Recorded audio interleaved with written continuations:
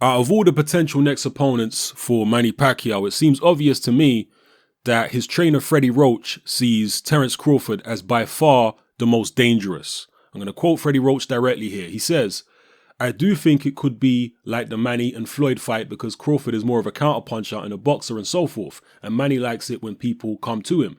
It could be a difficult fight. With Manny's experience, he does know how to cut off the ring. That might be in the future because I know Bob wants that fight.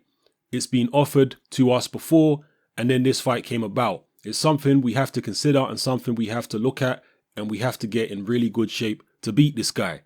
We've never really talked about the Crawford fight. If we can't get Mayweather, that might be the second best thing out there maybe.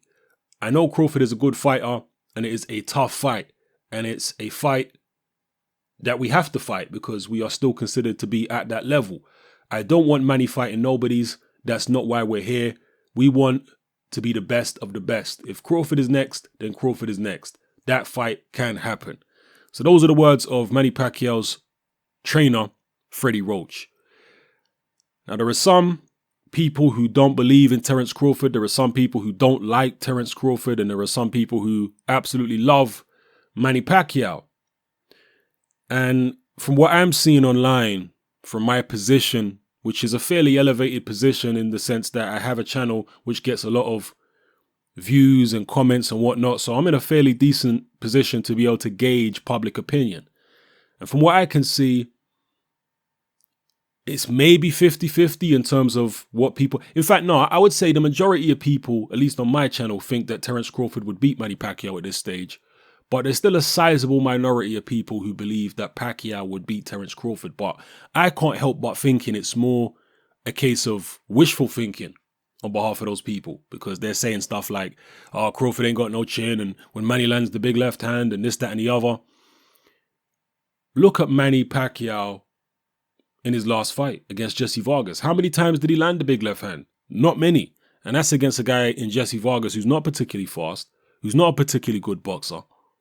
Not particularly slick, not particularly good defensively. But just because he adopted a back foot game in the fight, he was able to minimize the amount of damage he took, minimize the amount of big left hands that he took.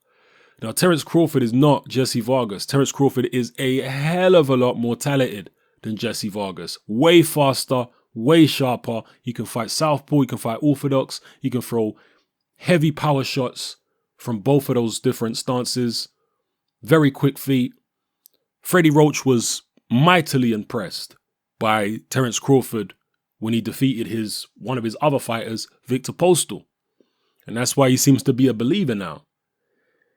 So I've made no secret of the fact that I believe Terence Crawford will beat Manny Pacquiao. And I think it's a bad fight for Pacquiao at the moment in terms of opponents he could beat. You know, if I was Pacquiao's manager, I would be saying the same kind of things as Roach has been saying in the past few months, that he doesn't really like the Crawford fight for Pacquiao. Although now he's saying that's a fight we have to take because I don't want Manny just fighting nobodies.